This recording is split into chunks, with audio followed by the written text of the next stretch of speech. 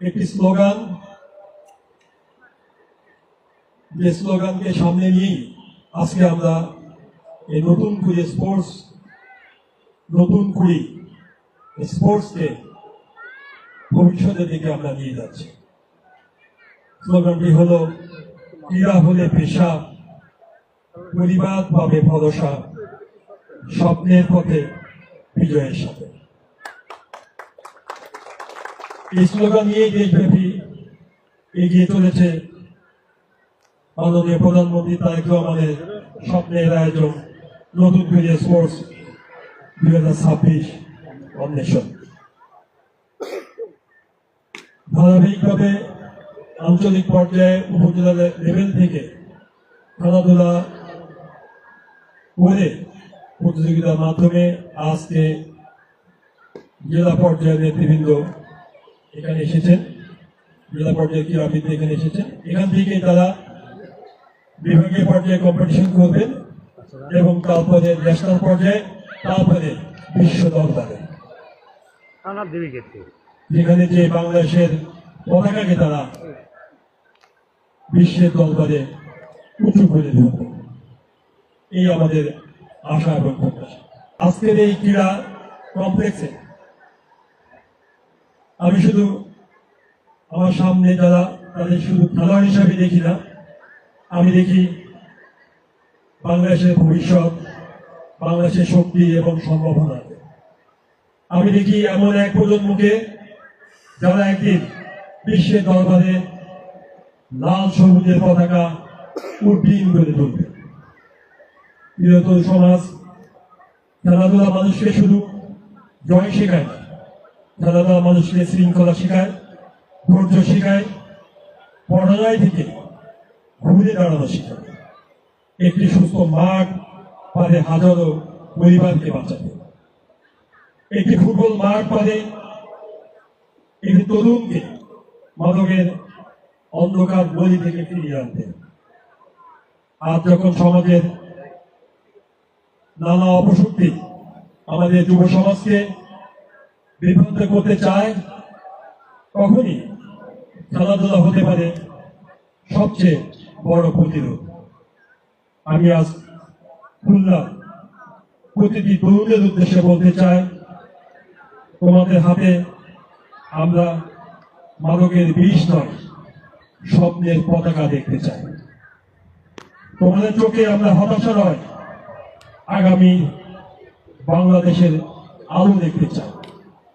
এই স্বপ্ন এবং মানবিক বাংলাদেশ গড়ার কথা সবচেয়ে বেশি যিনি উচ্চারণ করেছেন, তিনি হচ্ছেন মাননীয় প্রধানমন্ত্রী জনাব তারেক রহমান।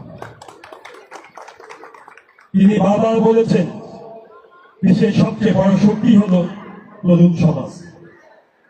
তিনি বলেছেন, আমি এমন একটি বাংলাদেশ গড়তে চাই যেখানে যুবকরা হবে শিক্ষিত, মানবিক, দক্ষ ও দেশপ্রেমী, যেখানে একজন তরুণের হাতে মাদক নয়, অস্ত্র নয়, থাকবে বই, প্রযুক্তি এবং খেলাধুলার শক্তি। জনাব মাননীয় প্রধানমন্ত্রী বলেছেন, শুধু রাজনৈতিক নেতৃত্বের নাম নয়, তিনি নতুন প্রজন্মের আশা আকাঙ্ক্ষার প্রতীক। প্রধানমন্ত্রী তারেক রহমান বিশ্বাস করেন, মানবিক মূল্যবোধ ছাড়া উন্নয়ন কখনো পূর্ণতা পায় না। তাই তিনি এমন একটি রাষ্ট্র ব্যবস্থার স্বপ্ন দেখেন যেখানে ধর্ম বর্ণ নির্বিশেষে সবাই সমান মর্যাদা পাবে, যেখানে তরুণদের প্রতিভা বিকাশের সুযোগ তৈরি হবে, যেখানে খেলাধুলা ও সংস্কৃতি সমাজকে আলোকিত করবে।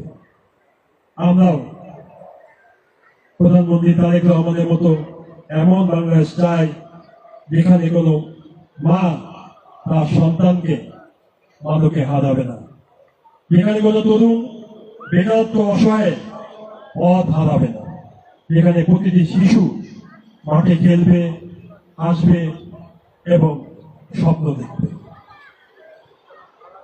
বন্ধুগণ, আজকের এই নতুন করে স্পোর্টস শুধু একটি প্রতিযোগিতা নয়, এটি একটি সামাজিক আন্দোলন।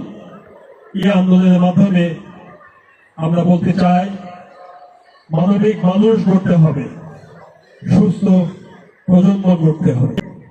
খেলাধুলার মাধ্যমেই ভালোবাসা ও সম্প্রীতির বাংলাদেশ গড়তে হবে। আসুন আমরা সবাই মিলে শপথ করি, মাদককে না বলবো, হিংসা বিদ্বেষকে না বলবো, মানবিকতা, খেলাধুলা এবং দেশপ্রেমকে বুকে ধারণ করব।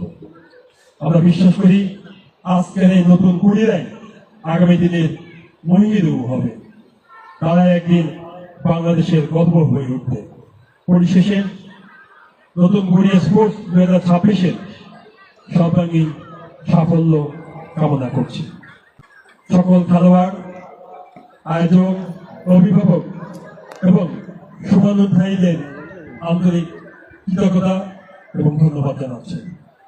বাংলাদেশ বেঁচে থাকুক, তারুণ্যের শক্তিতে বাংলাদেশ এগিয়ে যাক মানবিক মূল্যবোধের আলোয়। সবাইকে ধন্যবাদ জানাই এবং বক্তব্য শেষ করার আগে আবারও বলি, এগিয়ে যাক খুলনা, এগিয়ে যাক বাংলাদেশ।